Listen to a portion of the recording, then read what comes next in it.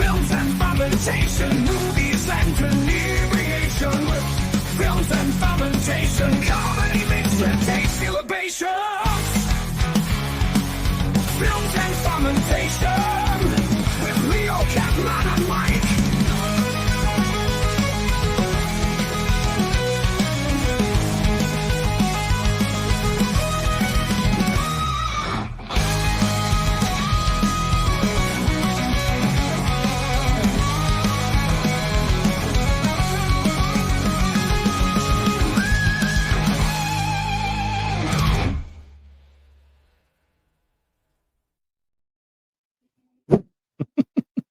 I was just thinking of the last week when Kevin heard the theme for the first time and wanted to know when we got David Lee Roth to do it for us. Well, it's not that episode. It's the next episode. This is episode 168. We're looking at the Christmas horror classic Gremlins, which is turning 40 years old this year. This came out in 1984. So it's the 40th anniversary of Gremlins. Did it hold up after all these years? Well, you're going to have to wait to hear us talk about it to find out. Spoiler alert. At least one of us wasn't happy rewatching this. Welcome to Films and Fermentation, a movie and alcohol podcast, #1 pop culture podcast on Good Pods. We're also the #1 beer podcast on Good Pods. I'm Leo. I'm Kevin. I'm Mike. We're three friends who like to talk shit about movies while getting shit-faced. As I said already in this episode, we're celebrating the 40th anniversary of Gremlins, the movie that made us all second-guess late-night snacks and exotic pet purchases. It's the Christmas horror comedy that taught us 3 valuable lessons. Don't get them wet, don't feed them after midnight, and whatever you do, don't forget the popcorn. So grab a drink and join us as we unwrap the mischief, mayhem, and holiday spirit of this 80s classic. Remember, folks, when it comes to Gremlins, it's all fun and games until someone microwaves the wrong thing. You know, Mogwai sales went up a lot in 1984. Mogwai sales, yeah. I had the little Mogwai. Just the Mogwai guy. Don't forget to drop us an email at filmsandfermentation@gmail.com or visit linktree.com/filmsandfermentation to find all of our social media and podcast links. You can become part of the Films and Fermentation family by supporting us on Patreon. As I've said many times, we are an independent podcast, which means we are listener supported. So please consider joining us on Patreon for as little as $1 a month to receive members-only content. For $1 a month, you get free recordings of Mike doing his gremlin voice. Go to Patreon. $10 a month, you can get Mike doing the gremlin voice with his toes. Individually. I think each week we should come up with something new that you'll get for $1 a month from Mike. I'd buy that for $1. Hold on. I'll take care of that for you. Hold on. I'd buy that for $1. Already had it on cue. Where was I? Oh, yeah. You can also buy our shit at teespring.com. Not for $1. Not for $1. Although I do offer discounts on the Teespring items with the Patreon submission. So if you join us on Patreon, you can save money on the Teespring site. You can now text us at 904-867-4466 if you want to get to us directly. 904-867-4466. What are we drinking tonight? Gentlemen, I think I'm going to go first tonight because the last time I had this drink on the show, it didn't end well. So I figured I should start talking now while I still can. Oh, boy. I decided tonight. So the word gremlin has a few different meanings around the world, whether you're talking Spanish or German or whatever language, you translate it from, because it's a small fairy-like creature that causes trouble, especially in machinery. In Spanish, they call the gremlin diablillo, which means little demon or little devil. And German... Don't call no one that. He's a sweet little baby. Well, no, they're not the Mugwai, the gremlins themselves. So in German, it also translates as like demon or devil or like little devil, something like that. So I'm drinking tonight. It's kind of a loose, connection, but it's a wine that I've had on the show before. It's called the Jersey Devil Port Wine from Valenzano Winery here in New Jersey. It is a red port wine that is 19.5% alcohol by volume. So it is a rather strong wine. And the last time we did the show, I drank the whole bottle. So it was kind of trouble, waiting to happen. It is a very, very smooth wine, easy to drink. Who's next? I'll go. Go for it. I went. I kind of themed mine a little tonight. With my Christmas beer right now. I went with Iron Hill Brewery's Reindeer's Revenge. Reindeer's Revenge. This is an American triple. 9% alcohol by volume, and it is strong as shit. Oh yeah, triple IPA or American Pale Ale. You said right? This is American triple. Yeah, American triple ale. Yeah. Top twisted on a Belgian style triple. Have fun with that. Iron Hill put out a couple good ones this holiday season too. I was there on Saturday with my in-laws, and I had their winter warmer, which was very good. And I forget the other one I had. It had cinnamon and vanilla. It's a porter, I believe. It was also very, very good. But that's not what I'm drinking tonight. A friend of mine came over the house not long ago because he hadn't met my son yet. He, as is known to do, brought me over some beers from Bolero Snort Brewery. And he knows I have a penchant for sweet beers, as you gentlemen both know. So he got me a few Juicy Pebbles. Right? Juicy Pebbles. Okay. Which is a hazy IPA. It is, I believe it's also, let's see, India Pale Ale with lime zest and milk sugar. So this is interesting. It's 6% alcohol by volume. And then following that, I will be drinking the Cocoa Pebbles. Cocoa Pebbles, which is a breakfast milk porter. It is breakfast milk porter with cocoa, vanilla, and milk sugar. And this is 6.5% alcohol by volume. Bolero Snort is out of Carlstadt, New Jersey. So I love Fruity Pebbles cereal. Mm-hmm. So if either of those taste anything remotely like Fruity Pebbles or Cocoa Pebbles, I'm going to need you to save me some so I can try it out myself. No problem, gentlemen. All right. All right. That's not bad for an IPA. Yeah. That's okay. Okay. All right. Yeah. Mike, anything special happened this week? This week in film history. So I should make the addendum here. Normally when Mike does his This Week in Film History and I throw little tidbits in with it, it's usually stuff that I already kind of know off the top of my head. But I was so excited by some of the things on the list this week that I actually did research for it so I could make sure I knew what I was talking about in this. So go for it, sir. In 1967, Guess Who's Coming to Dinner, directed by Stanley Kramer, starring Spencer Tracy, Sidney Poitier, and Katharine Hepburn, premieres in New York. Hepburn, Academy Award for Best Actress in 1968. Now, this is an excellent film. It's a classic. Sidney Poitier, excellent actor. Katharine Hepburn, amazing actress, has won 4 Oscars in her career. You know, a legend like Spencer Tracy. So, of course, when you remake it in 2005, you remake it as a film called Guess Who? That is not only a remake, but a race-swapped remake. And, of course, when you need to replace Spencer Tracy, Sidney Poitier, and Katharine Hepburn, you do it with Bernie Mac, Zoe Saldana, and Ashton Kutcher. Of course. Of course.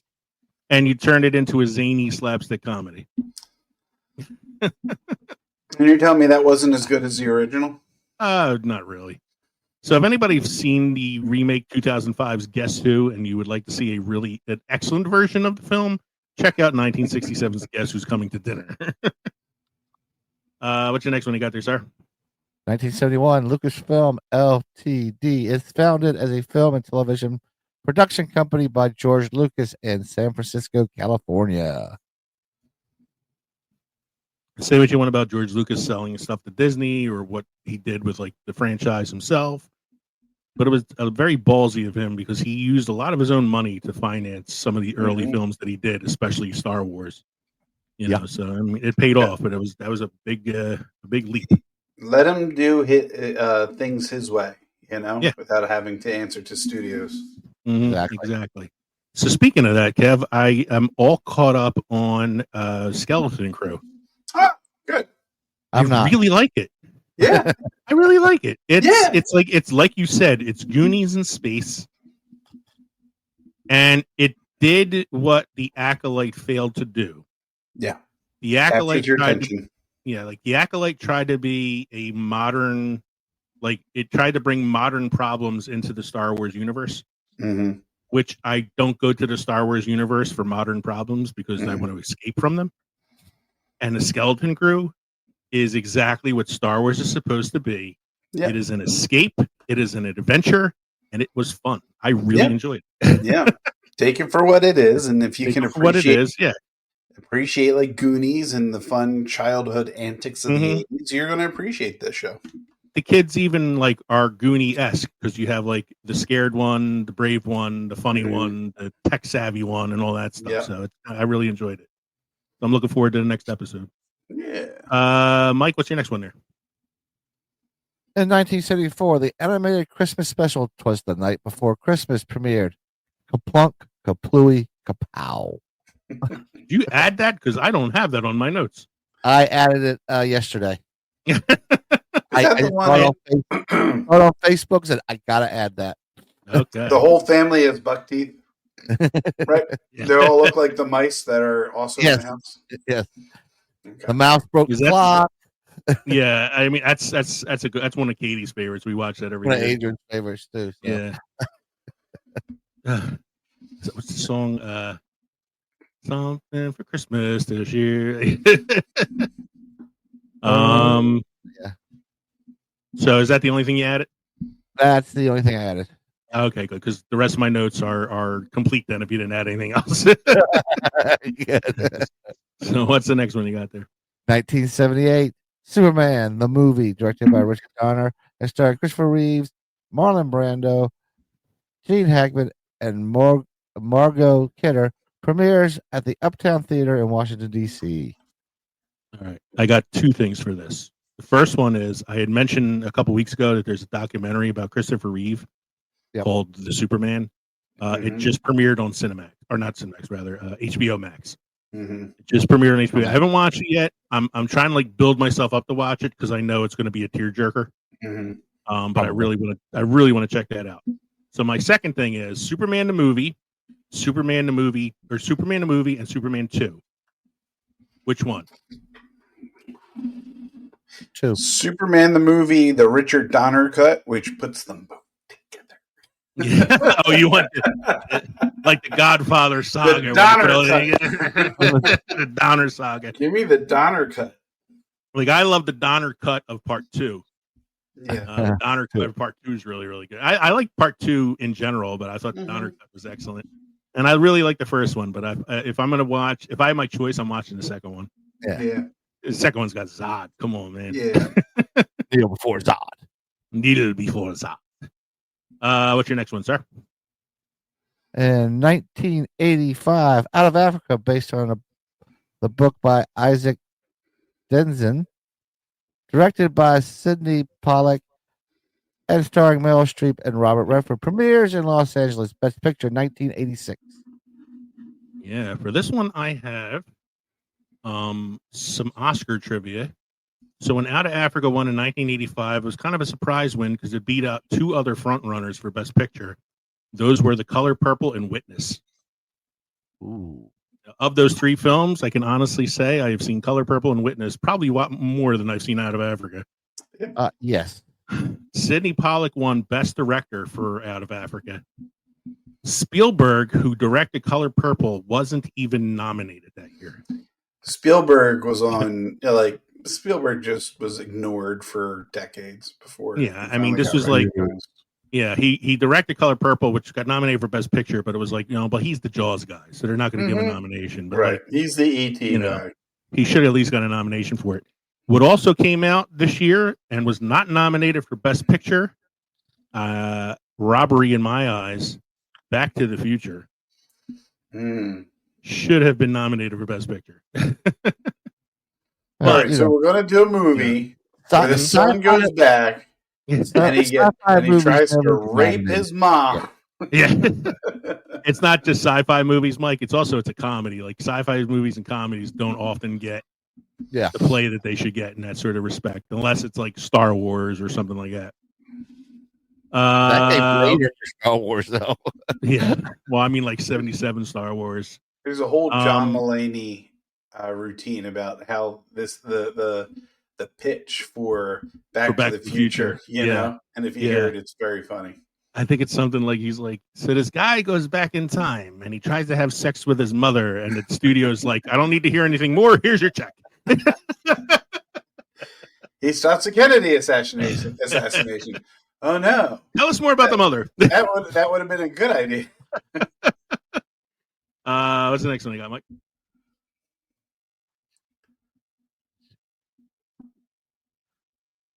Let's see, what was it? 1987, Wall Street. Film directed by Oliver. I'm here. Yeah, you're here. Go ahead. Can you hear me now? I can hear you. I can hear you now. Can you hear me? I got a lot of lag going on or something. No. Well, I can hear you. We're doing the Wall Street one, so just go with that. You guys say anything? Hold on a sec. In 1987, Wall Street, directed by Oliver Stone and starring Michael Douglas and Charlie Sheen, is released. This year, Michael Douglas won Best Actor for Wall Street, beating out William Hurt for Broadcast News and Robin Williams for Good Morning Vietnam. Two performances I think I preferred much more than Michael Douglas's. Yeah, comedy again. Mm-hmm. So, what's your next one, sir?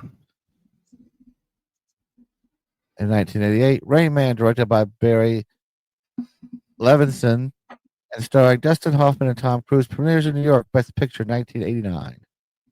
There's also Best Actor for Dustin Hoffman that year, despite the fact that the roles are reversed because originally Tom Cruise was supposed to play the Rain Man part, and really, and Dustin Hoffman was going to play the other part. But then after auditions, they decided to switch them. They felt that they fit better in the other roles. Another interesting fact this year, Kevin Kline wins Best Supporting Actor for A Fish Called Wanda, which totally squashes the comedies don't win Oscars argument.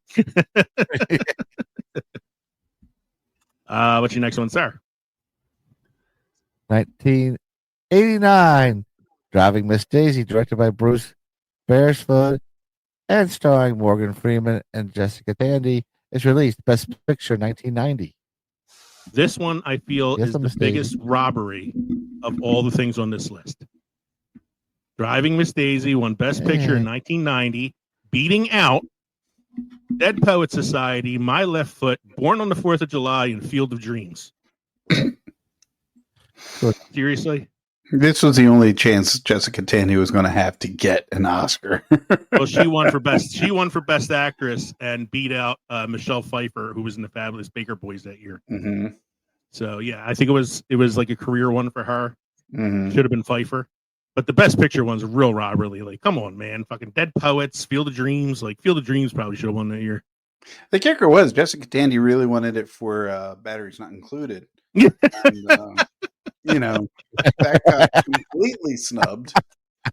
Her husband Don Amici had already won for Cocoon, I believe. So, Poor what's still looking at diabetes? Yeah, what's the next one you got there, Mike? 1991, Hook, a swashbuckling film sequel to the Peter Pan story, Directed by Steven Spielberg and starring Robin Williams and Dustin Hoffman, premieres. Hook is a movie that I didn't like when I first watched it, but kind of grew on me a little bit. Really? Yeah, a little bit. Did you It's not not great. like it because you were comparing it to the Disney Peter Pan that you were familiar with, and there were too many things that didn't quite line up? Yeah, I think it was more like Peter Pan's not supposed to grow up. Right, but this And- is the whole. I mean, the basis of the movie was what if he did? You know, I know. That's what I mean. Like, it kind of grew on me after a while. 'Cause I love Robin Williams so much. I can't not hate his performance. yeah. Come on. And Dustin Yeah. Hoffman chewed up scenery. It was great. Now. Oh, he's great in it. Dustin Hoffman's awesome as Hook. Yeah. I like what's his name is Shmee as well. Hoskins. Bob Hoskins. Bob Hoskins was awesome in it. Bob Hoskins And don't forget Meryl Streep. Yeah, Meryl Streep. Maggie Smith. Man, this. I mean, you talk about a loaded cast, and these were mostly cameos too. You know, this had a decent cast. But the scene where they fly over the bridge and the kissing couple starts floating up in the air. That's Carrie Fisher and George Lucas as the kissing couple.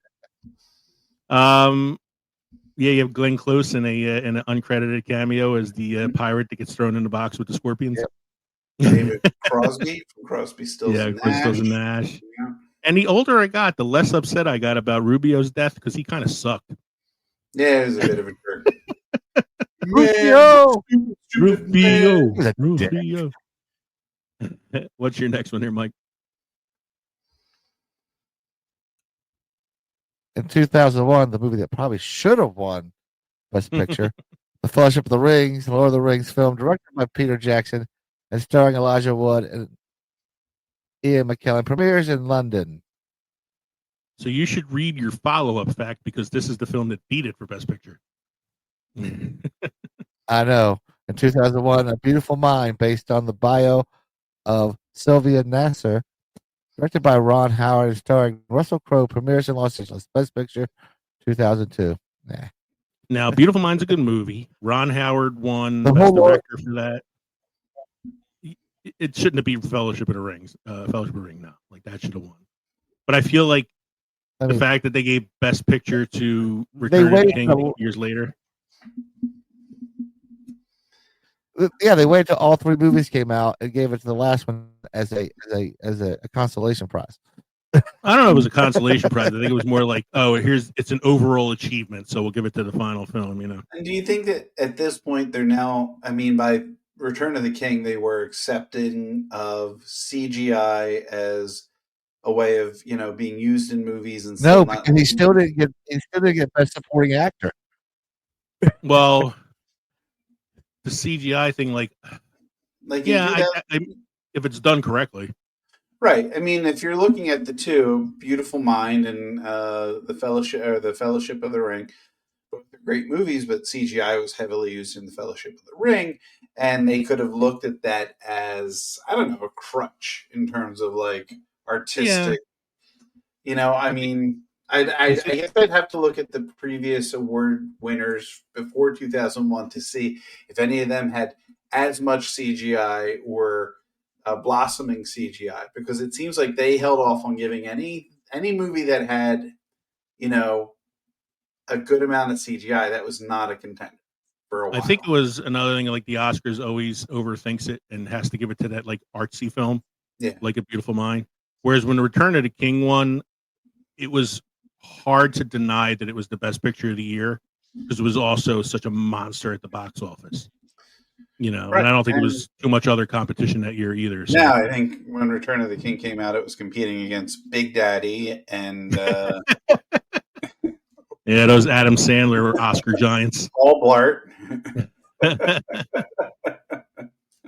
So, Mike, are you still there? Yeah, I'm still here. Okay. You know who also got snubbed was Mencken for Smeagol. For Spiegel. Oh, Smeagol. Yeah. That was Andy Serkis. Andy Serkis. Yeah. Like there was the thing. Like he should have won supporting actor. Yeah, he should supporting actor. I think he should have been nominated, Because he and I acted think the whole time. He just They weren't Yeah. giving it to anybody who was using live capture or motion No. capture or any of that. I think he was robbed, and I think Sean Astin was robbed for Best Supporting Actor for Return of the King as well. For his role as Samwise. Like I think he deserved a nomination as well. yes. What's your next one there, Mike?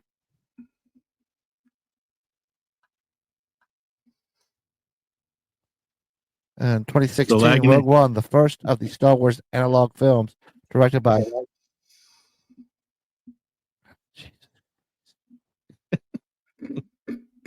I mean, there's not much left, though. We can Yeah. keep the rest for later. You have your fact. Go ahead with yours. You want to do the Marvel Spider-Man one? Nah, we can. It can All right. wait. I was just going to say the Spider-Man No Way Home. If you want to know more about what we have to say about that film, check out episode 43 from January 10th, 2022. Or as I like to call it, the COVID episode, because 2 of the 3 of us ended up with COVID after going to see that movie. Yes. So the last fact we have tonight is a fun fact about the new Sony release Kraven the Hunter, which just premiered this week.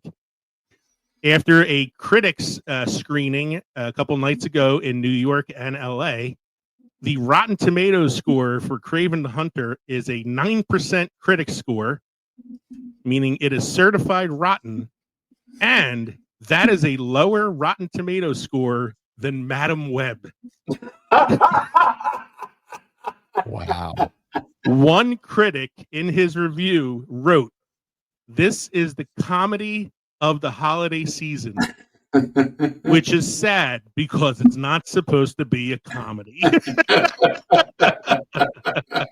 Yeah. So I may wait for Kraven the Hunter to come out on streaming before I see that one. Wow. Mike, you have any must-try beer crafts for us tonight? I have a must-try beer. Okay. Where is it? There it is. Fluffy gingerbread molasses marshmallow porter. That sounds like a Kevin beer. Odyssey Beer Works, Arvada, Colorado. Let's see, a 6% ABV porter with gingerbread, molasses, and marshmallows. Why not? It's dark brown with garnet tint, and though that vanillion, whoa, from the marshmallow really sweetens the aromatics. There is some latte notes hiding backstage. Medium body, but thankfully not as sweet on the palate as the aromatics promise. The gingerbread is there, but offers no ginger heat, and the molasses lends a brown sugar note. The dark malts involved add a s'mores-like chocolate flavor, but again, it's not overly sweet, so things remain drinkable. There you go. Save that fact for Kevin. He wants to try it out. It's like me, medium bodied, gentlemen, medium bodied. I'm full-bodied. I'm like 3 medium bodies right here. So that brings us to Beer News is Kevin News. Beer news is Kevin news. Do. You want me to hire David Lee Roth to write you a theme for that too? Get closer to the world, my friends. Take a little bit of time. Move closer to the world, my friends, and you'll see. Okay, everybody. We're going to start off with something fun. The Fountain of Youth, Ponce de Leon, it has been found. And the Berks woman Berks woman in, I don't even know which county. Berks, WFMZ, where are they out of? Anyway, let's just move on, shall we? She's found the Fountain of Youth, and she says it's in Yingling beer. Berks woman turns 110 credits longevity to Yingling Lager. A Berks County native is celebrating a huge milestone this week. Margaret DeLulo is turning 110 years old on Friday. Happy birthday, Maggie, you old minx. She celebrated Thursday with friends at the Country Meadows retirement home in Wyomissing. This must be Pennsylvania. Yeah, it sounds like it. I mean, if it's Yingling. Yeah. She says she plans on spending her time with her family on her birthday. She was born at Reading Hospital in 1940. Yeah, it's definitely Pennsylvania. I don't know why. Okay. Reading Hospital in 1914, and her family says she's still going strong. What is her secret, you ask? What What's is her her secret? secret? There you go. Thank you. She credits her longevity to God, good genes, Genes, not Jeans, and Yingling beer. So there you go, gentlemen. Go out this holiday season, get yourself a case of Yingling, and live long enough to, see your Live feet long die. and prosper. That's right. In other news, something every man should have on his holiday list. It's the Natural Lights, the Neighborator. And it's the best way of making friends with your neighbor, because who doesn't need a double-sided beer fridge? Let me show this to Mike because I know he's having trouble seeing the file. Here is the Neighborator. As the saying goes, good fences make good neighbors, but sometimes your neighbors are just so damn cool that you want easier access to hanging with your buddy next door. Thankfully, guys, I can't say it any other way than Natty. I'm sorry. It's just it's Natty Ice. It's Natty Light is here to make that happen. On Tuesday, Natty Light gave Food and Wine their exclusive first look at the Neighborator. It's brand new, double-sided beer fridge designed to be installed in the fence line that separates you from your favorite neighbor. According to the team, it was inspired to create a rather friendly invention after learning that more than 60% of Americans wish that they had a closer relationship with their folks next door. Natty Light has always been a community beer that brings people together, so we discovered that the majority of neighbors wish they were better friends with the folks who live next door. We dreamed up the natural way to forge a connection. Kristen Stowe, the head of marketing for Bush Family and Natural Family for Anheuser-Busch, shared in a statement. Whether you want to thank Sue for grabbing your mail while you were away, make peace with Joe over an overgrown hedge, or finally introduce yourself to the mysterious neighbor who fetches the newspaper in their pajamas, the Neighborator will help you turn that fence line from yours and mine into ours over an ice-cold natty. The Neighborator features all-weather protection and a dual-sided lock and key mechanism so both sides can access the fridge and the goods can stay secure. So whether your neighbor is your go-to buddy or the one you duck behind the bushes to avoid, Natty's invention will help strengthen your bond through the shared love of beer, it added. Or, if this is your home improvement situation, you've never actually seen your neighbor Wilson's entire face, at least now, you can easily share a beer. That is a dated reference, ladies and gentlemen. Yes, If you are a home listening and improvement you remember reference in home improvement, 2024. that's right. However, there is a catch. You can't buy the Neighborator. You have to win it as it is one of a kind. Oh, they're You can teases. enter. I know, man. This is the second thing that I think Bush came out with. Was it Bush? Was Miller Were part they of the it? ones that did the? The- Were they the ones that did the the chimney thing? chimney, Yeah. right? Yeah. You can enter to win it from now through December 20th by following Natural Light on Facebook, Instagram, or X and commenting on the contest post telling the brand why you and your neighbor deserve the Neighborator. Well, that excludes me. That's not going to happen. The prize also includes a year of beer provided through a $550 prepaid card, which it goes to show you how long $550 will last on Natty Ice, which may be used to purchase 224 packs of Natty Light a month for 12 months. And of course, you need to be 21 to enter. And if you do win, just make sure that you take time to pick which neighboring fence deserves to share the magical experiencing with you most. I think I only have one neighbor that this might work with, and I don't even know if they drink beer. You know, but anyway, I I mean, said to me, it looks like when you get the little library on your like your curb or whatever, it's the beer library. yes, we have a few of them in my neighborhood. Um, in the interest of time, gentlemen, the year in beer from the Brewers Association for 2024. They came up with some information just about 2024. I'm just going to skim quickly over some of the things that they had seen over the past year, which are significant. Craft saw a slightly more significant estimated decline in production. So craft beers declined 2% in production compared to 2023, but there was no significant year-over-year variations in sales volume. So there you go. I'm going to skip down a little bit. This suggests a full year number. Oh, sorry. So something All right. I was looking at in this was the count. Mm-hmm. Craft beer by number. So the number of small independent breweries in operation in 2024 in the U.S. totals 9,736. While you were finishing up your previous article, I was looking some information up. So I looked up Mm-hmm. craft breweries in the U.S. in 2000. In the year 2000, there was less than 2,000 craft breweries around the country. Now there is almost 10,000 craft breweries around the country. That's like an 80% increase.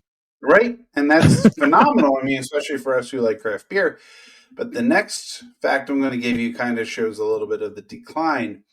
The Beer Association tracked that 335 new breweries opened, but 399 had closed. It's still kind of low, but it still outweighs the number of new openings. Supported over 460,000 jobs, and the economy from craft beer is contributes about $77.1 billion to the country's economy. The hottest trends, non-alcohol beer boom. We talked about that a little bit with Tom Holland's development of beer a few weeks ago. Non-alcoholic beer is strong. After years of unfettered innovation ruling in the industry, brewers are focusing more on building off of products and models which they found success. So they're going to go back to the ones where, people really like it. They're not going to experiment nearly as much. Breweries are finding new way to emphasize the customer's experience, from offering diverse dining options, cocktails, mindful drinking options, and family-friendly activities. And just a couple events that took place in 2024. We had the Great American Beer Festival that happened in October, with more than 40,000 attendees, 2,500 beers from over 500 breweries. The World Beer Cup, which happened. The Olympics of beer. The Olympics of beer. 37 countries vying for global recognition. I wonder if it's like the movie Beer Fest, where they just compete in all different beer drinking games. And you have the snooty people who swirl the beer around so that you can smell it. And then Beer Week in May, American Craft Beer Week, strengthening the bond.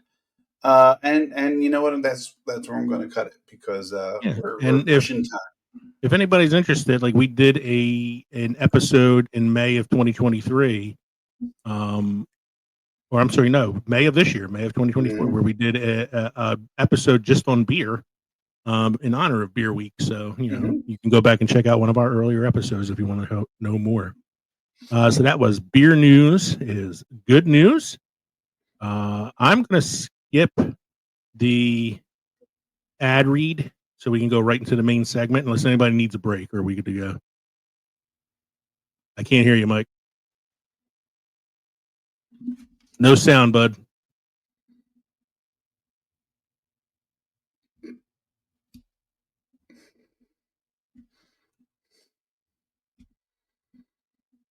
Check your mute button, because I can't hear anything you're saying.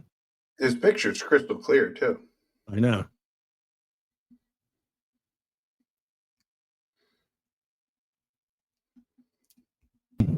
Thank you for staying with us after that short ad break. We are on our main segment tonight, which is we're looking at the 40th anniversary of the horror comedy Christmas film. I guess it's a Christmas film. Gremlins.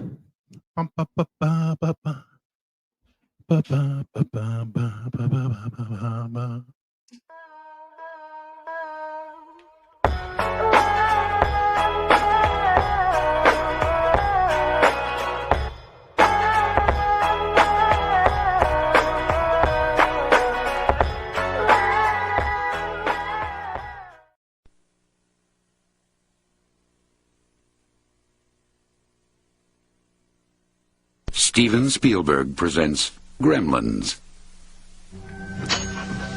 Billy Pelser has a nice home. Billy, is that you? Yeah, Mom, it's me. A nice job.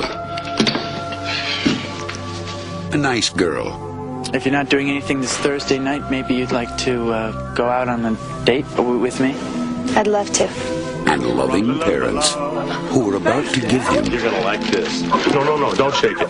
We're gonna have to open it now. It won't wait till Christmas. the most unusual gift he ever got. What is it? No. It's your new pet. Come on, Barney, be a good dog. My dad gave it to me. But there are a few things to keep in mind. If you expose it to the light, you may hurt it. If you get it wet, it will multiply. All that from water? They got wet? Yeah, plain water. And most important, no matter how much they beg, never let them eat after midnight. Because when they do, they change.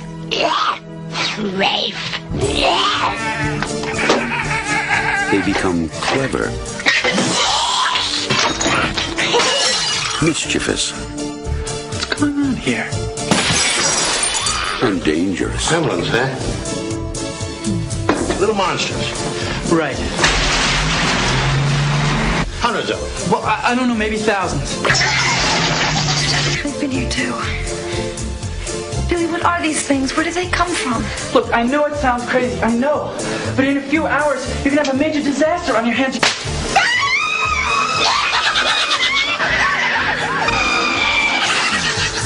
Gremlins, directed by Joe Dante. They'll be expecting you on Juneteenth.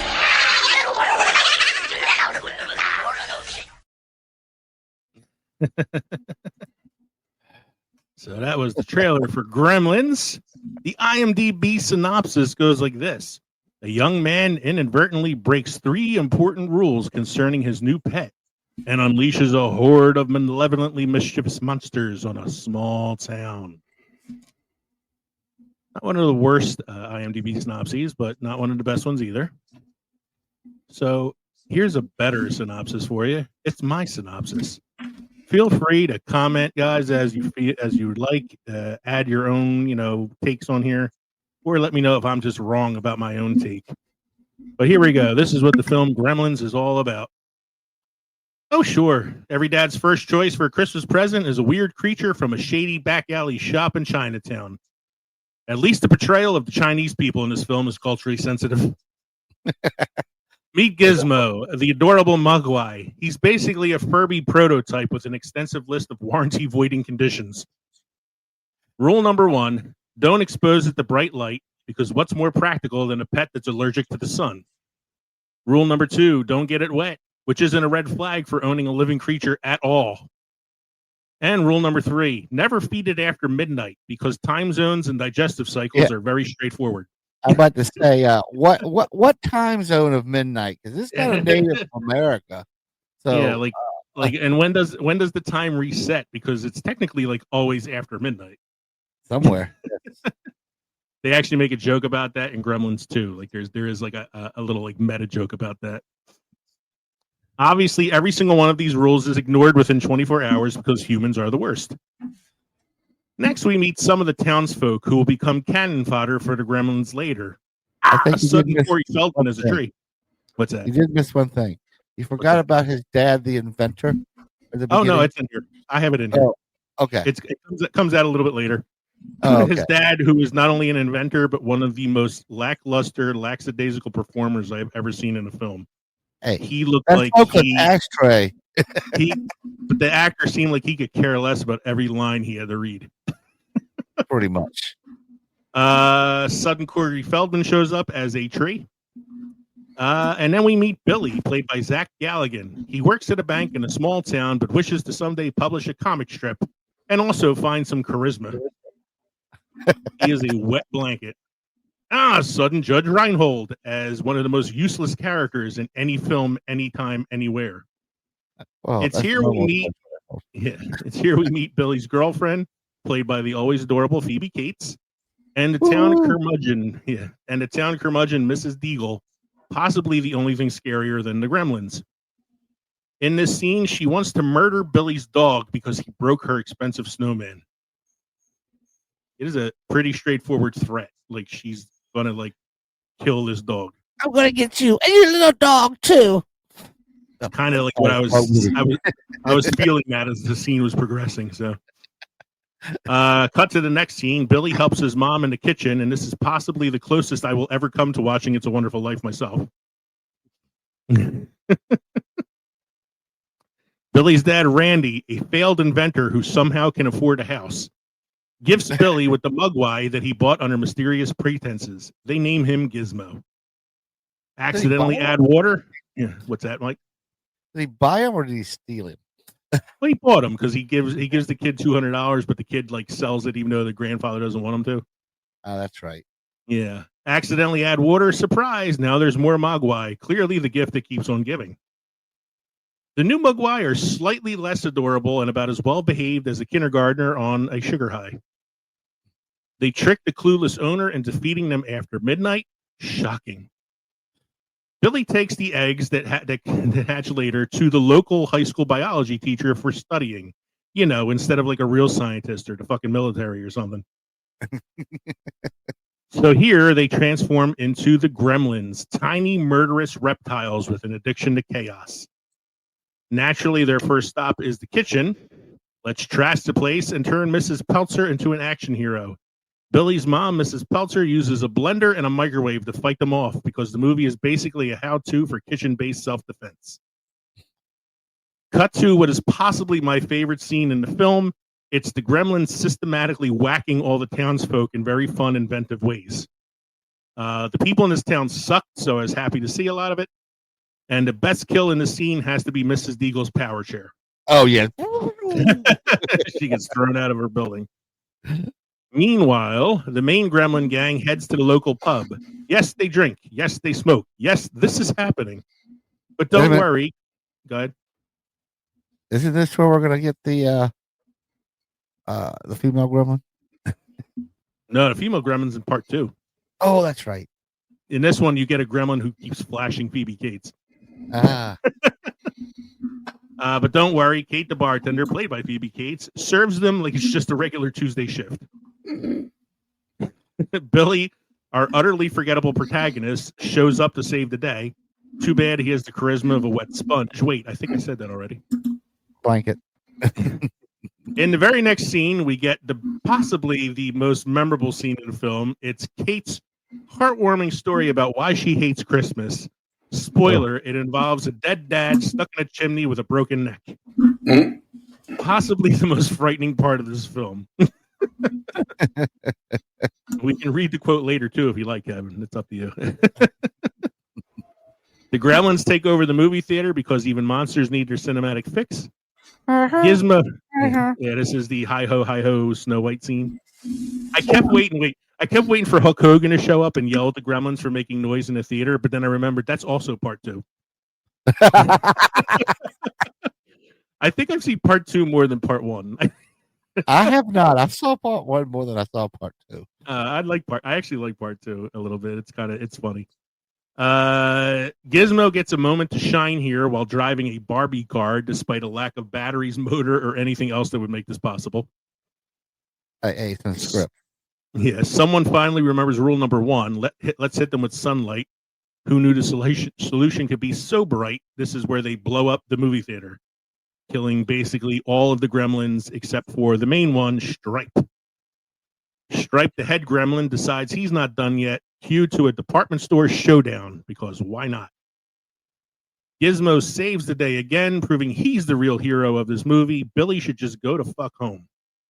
Billy got shot with a crossbow bolt, didn't he? Yeah, he gets shot with a crossbow in this scene. Stripe melts into a gooey puddle of nightmare fuel after being exposed to sunlight. Of course, this is a fitting end to what should be supposed to be a children's Christmas movie. But then again, we've talked about children's movies in the 80s before, and trauma is basically... It sold a lot of merchandise. Yeah, it's yeah. The creepy old shop owner returns to reclaim Gizmo, scolding everyone for their stupidity, and I can't argue with him. The moral of the story, folks: don't buy mysterious pets from unlicensed vendors in opium dens. And that, folks, is Gremlins. So how do they lead up to the second movie? I mean, if they're all destroyed. Billy yeah, go ahead, Billy. Billy gets a job at some lab or something, and he gets Gizmo back somehow. Well, he gets Gizmo back somehow. He ends up at this lab. Gizmo's in his backpack or whatever. The scientists discover Gizmo. He gets hit with water. He procreates. They eat shit and become gremlins again. The thing that I love about part 2 though is they decide to have fun with the gremlins because they're in a lab. So they all start injecting themselves with different chemicals, and then next thing you know, you have a bat gremlin and a gremlin who's made out of electricity, and then you have the female gremlin who looks like Fergie from the Black Eyed Peas. Exactly. I actually do enjoy part 2. So that takes us to the vitals on the film here. The cast and crew. This was produced by Steven Spielberg. You can tell because at the very beginning of the film, it says Steven Spielberg presents Gremlins. And then it takes about 4 minutes of credits before you finally see Joe Dante's name as director. It was written by Chris Columbus. Directed, as I said, by Joe Dante. Joe Dante has also directed some other great films like The Howling, Inner Space, Gremlins Part 2, and what was the other one he did that's one of my favorites? I gotta find it here. He's done a lot of really weird trash movies like this. Gremlins. Oh, The Burbs. He directed The Burbs as well. It also stars Zach Galligan. Ask me what else he's been in, and I'll tell you Gremlins and Gremlins 2. I couldn't tell you anything else that this guy's done. Phoebe Cates, who was in this film, she was in Drop Dead Fred, and her boobs were in Fast Times at Ridgemont High. Exactly. Corey Feldman, who has a small role as some weird kid that's friends with Billy for some reason. And Judge Reinhold plays an asshole at the bank who's constantly chiding Billy for not, making money. Now, here's the fun thing about this film. The budget was $11 million.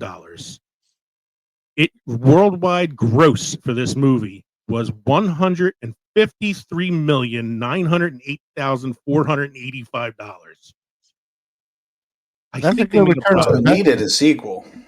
Yeah, no wonder they made a sequel. I think they made a profit too. Just a little bit. Just a little bit. So just for reference, this is the domestic box office for 1984. The number one film of the year, at a little over $234 million, was Beverly Hills Cop, followed by Ghostbusters at $229 million.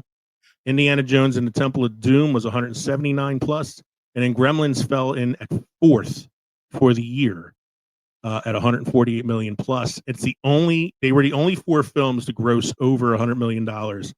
Number 5 was The Karate Kid, which was at $90 million.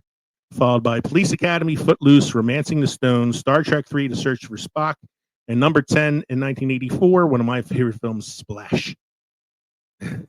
Yeah, back when you watched every movie that came out because it was good. Yeah, I mean, every one of those movies, I have seen every one of those movies multiple times. Yes. And I love every single one, minus maybe Footloose. I don't think I've watched that one as much as the others, but this is an amazing top 10 list right there. And again, go ahead, Mike. I mean, back when Gremlins came out, it was great. I don't think it's aged well. No, I had trouble watching this again recently.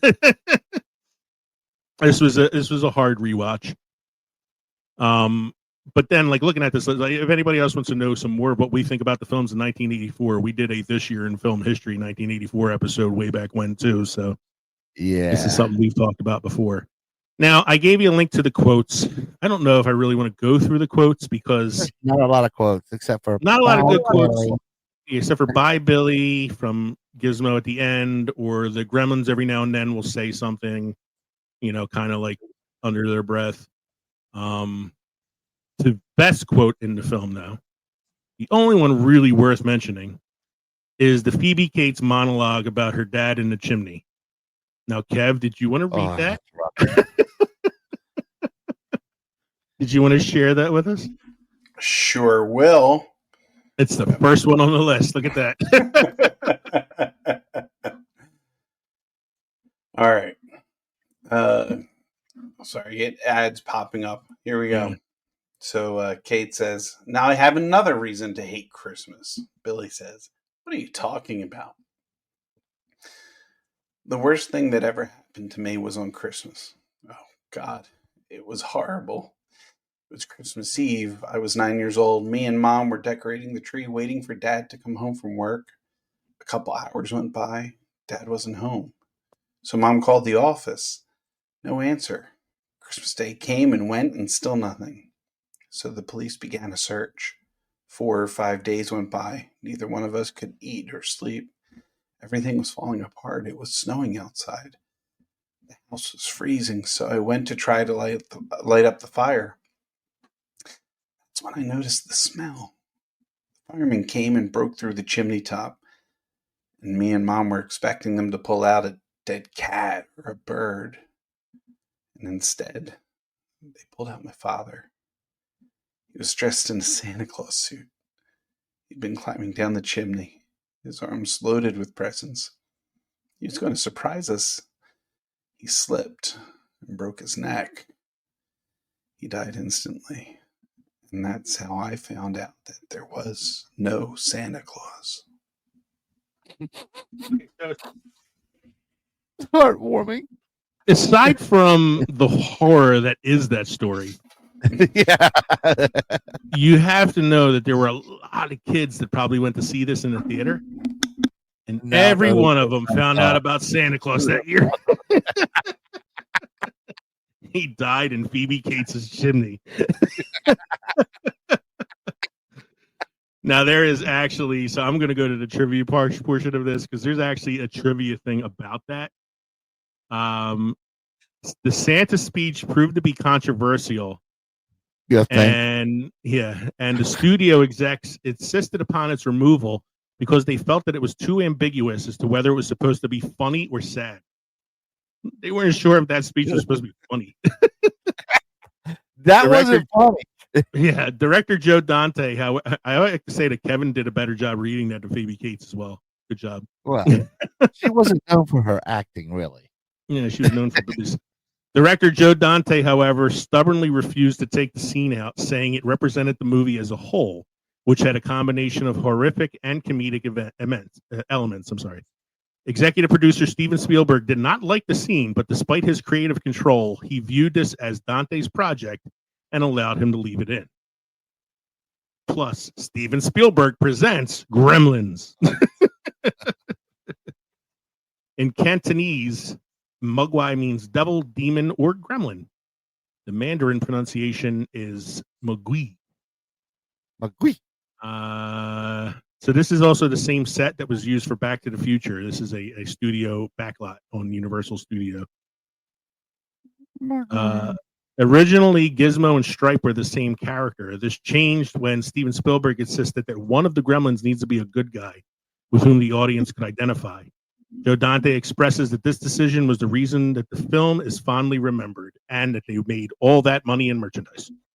What are you going to say? You have something to say there, Kev? Oh, I just like the trivia that came up after the Cantonese or the word Mogwai about the monkeys. An early attempt to have monkeys play the Gremlins was abandoned because the test monkeys panicked.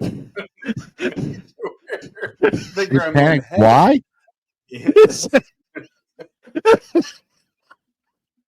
If anybody's wondering what's happening with the test monkeys that escaped down south, you know, those 7 that are still there, they're working on Gremlins 3 right now. So Mike had said an earlier attempt to have the monkeys play the Gremlins was abandoned because the test monkey panicked when made to wear a gremlin head. You can't do that to Peter Tork, Davy Jones, Mickey Dolan. No. Any other guy. Pete Nesmith. You can't do that to them. Oh, Mike, you remember a couple weeks ago you did a This Week in Film History fact about a Monkeys movie? Yes. It was like real weird. I watched it. And it was just as weird as I thought it was going to be. Anyway, I'm going to skip down to the spoiler facts that are at the very end here. The scene in the department store where Stripe attacks Billy with a chainsaw was not in the script. It was added by Joe Dante and Zach Galligan as an homage to the Texas Chainsaw Massacre. Because that's what you want in a children's Christmas. Yeah. At the end, Gizmo pulls a window blind that exposes Stripe to the sunlight. Originally, however, there were 2 window blinds, and Gizmo pulls the first one, then Billy pulls the second one. The scene was edited because Spielberg believed that Gizmo was the hero of the movie and not Billy. Thank God, because he really isn't the hero of this movie. Therefore, Gizmo would be the only one responsible for destroying Stripe. The theater that blows up with the Gremlins inside was involved in another accident when Marty McFly, played by Michael J. Fox in Back to the Future, smashes into the front entrance. The theater then burned down with the rest of the buildings in the fire that happened right after the filming of Back to the Future Part 2. Oh my God. The original script contained a scene where the Gremlins attacked the McDonald's and ate the customers instead of the burgers. oh, and a happy I'm loving it. Year. The new Gremlin milkshake at McDonald's. Mr. Hansen, the science teacher, originally died with dozens of hypodermic needles stuck in his face. However, by request from producer Steven Spielberg, this scene was reshot with just a single needle in his ass.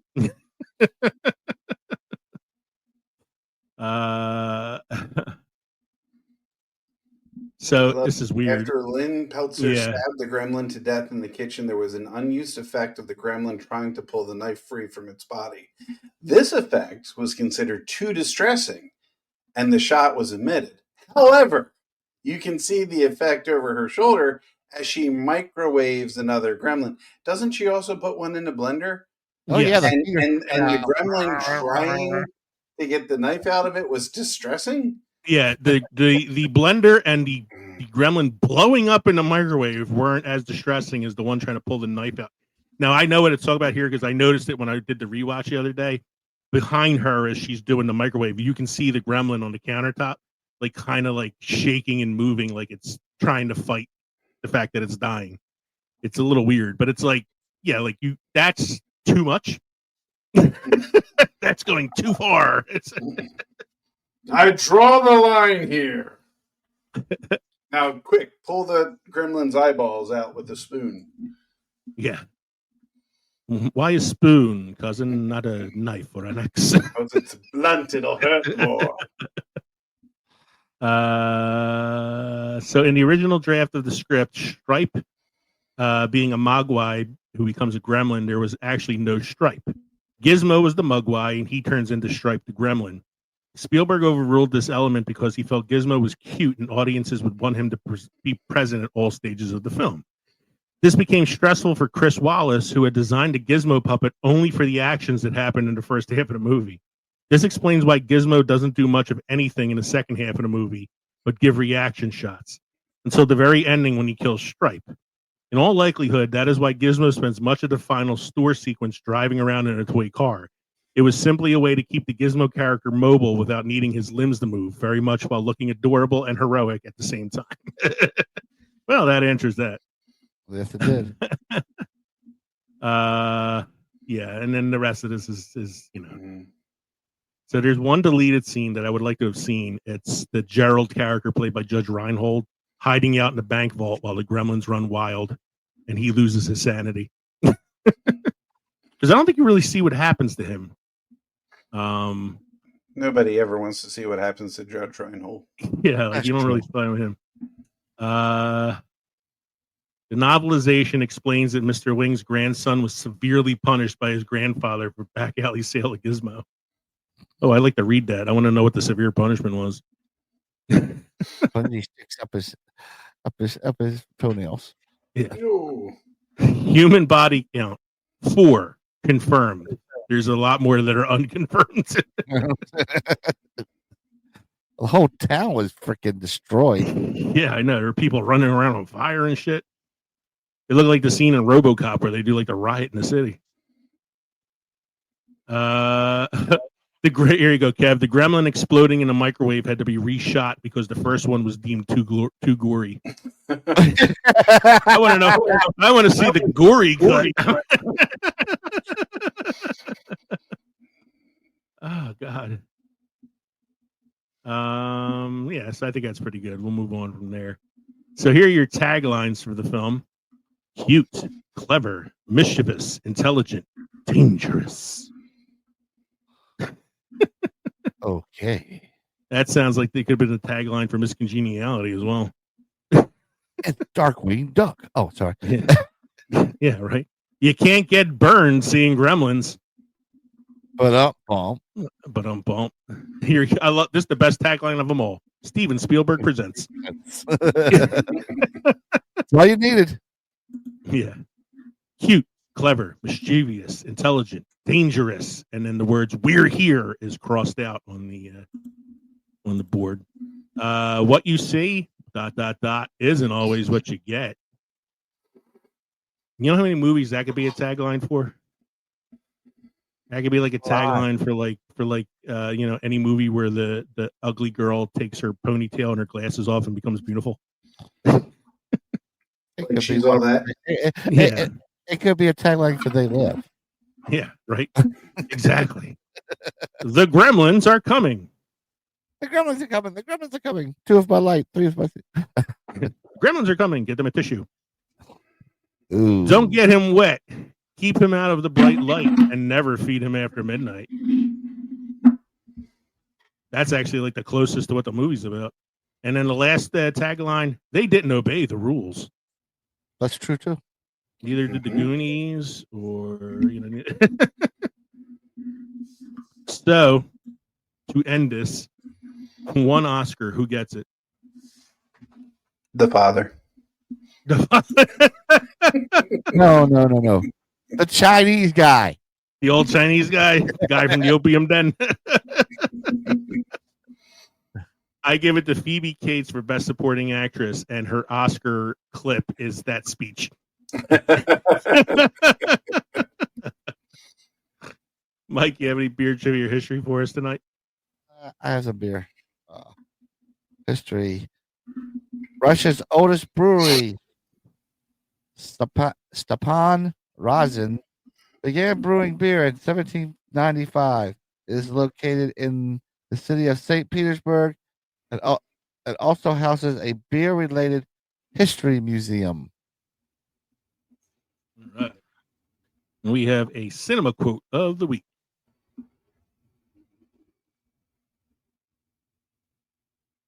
Oh, that's me. Yes. Hi. Okay. I thought he was trying to figure out how to do the voice. I thought he was pretending. I thought he was pretending to freeze on me again. Oh man, I wish I could do Kevin. No. Okay. Hollywood has a way. Hollywood has a way of making everything seem like an overnight success. That's right. Kevin Hart. It does make a lot of people seem like, oh, look at this person. Also, yeah, but like somebody like him and other like comedians took a long time before they made the success that they had. How are your drinks this evening, gentlemen? Strong. Strong. Oh, this thing. I know your drink was so strong it kept knocking out your Wi-Fi. I recommend the Cocoa Pebbles, but I'm not quite so sure of the Juicy Pebbles. It's okay. It's just a little too hazy for me. Yeah, I'm not big on those like creamy, hazy ones. So, but I would try the chocolate one. That one sounds good. Yeah. So last time I had the the Jersey Devil port on this show, I drank a whole bottle and had a lot of trouble the next day. Tonight, I only drank a little more than half the bottle, so hopefully I'll have a better morning this time around than I did the last time. But it is a very, very good wine from Volazzano Winery in New Jersey. So, thank you everybody for joining us tonight for episode 176, The Gremlins at 40 Years Old. We hope you enjoyed listening to the podcast as much as we enjoyed recording it for you. Again, don't forget, you can shoot us an email at filmsandfermentation@gmail.com or visit linktree.com/filmsandfermentation to find all of our social media podcast links, or go to filmsandfermentation.com, or patreon.com/filmsandfermentation to support us, or buy our merchandise at teespring.com, or dial 904-867-4466 to leave us a direct text message. I can't wait for next week's episode. I am so jazzed for the next episode we are doing. Please, everyone, make sure you stop by the crossroads between Pickled and Fermented for episode 177, where I force Kevin and Michael to watch the Star Wars holiday special so that we can review it on the show. Our very special Christmas episode this year, the Star Wars holiday special at 47 years old. Yeah. Oh, wait a minute. Can't You're not wait. talking about the Lego one they have on Disney? No, not Plus? the Lego one. I'm talking about the batshit crazy LSD laden one from 1978. Shit. I thought we were Dude, getting. I can't thought we- wait. Oh, Kev. You know the scene in Skeleton Crew where the little kids are watching the holographic thing? Mhm. That is from the holiday special, my friend. I saw that little footnote when I was looking up trivia on Skeleton Crew. I just can't wait for you guys to watch the cameo sequence from disco superstar Diana Carroll. I'm And looking forward to B. Arthur. Oh, B. Arthur's in it. Art Carney's in it. Harvey Korman is in it. Everybody you think of when you think Star Wars. Mark Hamill looking like, I don't know what. Harrison Ford looking like, let's just get this fucking over with. It's wonderfully bad. And I sent you guys the link. It's on YouTube. You can watch it for free. I can't wait for this episode. Episode 177, the Star Wars Holiday Special. I'm Leo. I'm Kevin. I'm Mike. This has been the Films and Fermentation Podcast. Cheers, everybody. Cheers.